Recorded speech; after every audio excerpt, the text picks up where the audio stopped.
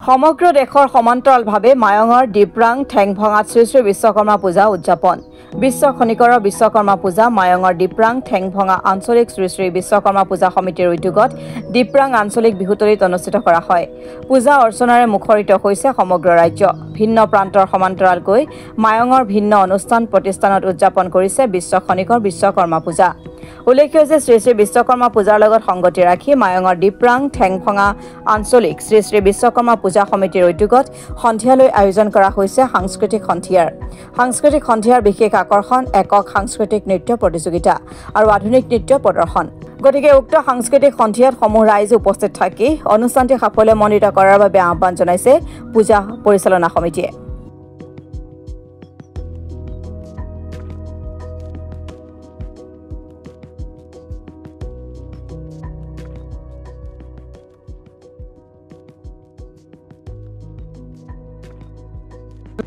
পোনপ্ৰথমে ডিপ্ৰাং ঠেংভঙা বহাদলনি লগতে আমাৰ বৰপাক পঞ্চায়তৰ সমূহ ৰাইজকেই ধন্যবাদ জ্ঞাপন কৰিছোঁ।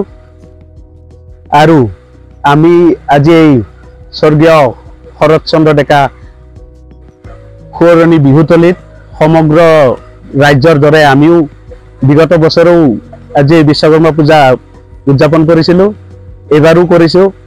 সমূহ ৰাইজৰে সহায় সহযোগিতা পাইছোঁ।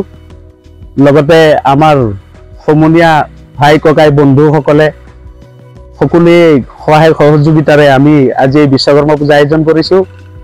সেয়েহে সমূহ এই অঞ্চলৰ গণ্যমান্য ব্যক্তি তথা লগ বন্ধুসকল ভাই বন্ধুসকল সকলোকে আমন্ত্ৰণ জনাইছোঁ।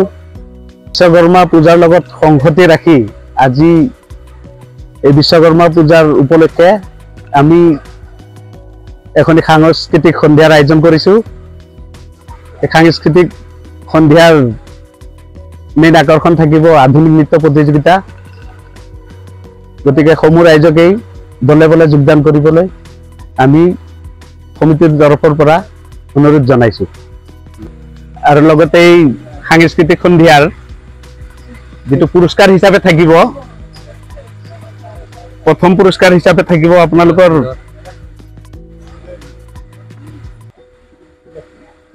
10,001 টকা, আৰু দ্বিতীয় পুৰস্কাৰ হিচাপে থাকিব 7,001 টকা, আৰু তৃতীয় পুৰস্কাৰ হিচাপে থাকিব 4,001 টকা, চতুৰ্থ পুৰস্কাৰ হিচাপে থাকিব 2,001 টকা, আৰু পঞ্চম পুৰস্কাৰ থাকিব 1,001 টকা। গতিকে সমূহ ইচ্ছুক প্ৰতিযোগী আপোনালোকে সন্ধিয়া আহি আমাৰ লগত অলপ সহায় সহযোগ কৰিব, সেই আশা থাকিল। আৰু বিগত বছৰৰ দৰে এই বছৰো ডিপ্ৰাং ঠেংভঙা আঞ্চলিক শ্ৰী শ্ৰী বিশ্বকৰ্মা পূজাৰ আয়োজন চলিছে। ইতিমধ্যে আমাৰ পূজা চলি আছে। পূজাৰ অন্তত আমি আমাৰ এই অঞ্চলৰে গণ্যমান্য ব্যক্তিসকলক আমন্ত্ৰণ কৰিছোঁ। সন্ধিয়া ভাগত আমন্ত্ৰিত অতিথিক অভ্যৰ্থনা কৰাৰ পিছত আমাৰ আজিৰ সাংস্কৃতিক সন্ধিয়াৰো আয়োজন কৰিছোঁ। সাংস্কৃতিক সন্ধিয়াৰ মুখ্য আকৰ্ষণ হিচাপে থাকিব একক আধুনিক নৃত্য প্ৰতিযোগিতা। এইখিনি আমাৰ এই অঞ্চলৰে তথা বিভিন্ন ঠাইৰ আই মাতৃ বয়োজ্যেষ্ঠ ব্যক্তিসকলক পূজা উপভোগ কৰিবলৈ আমি সমিতিৰ তৰফৰ পৰা বিনম্ৰভাৱে অনুৰোধ জনাইছোঁ।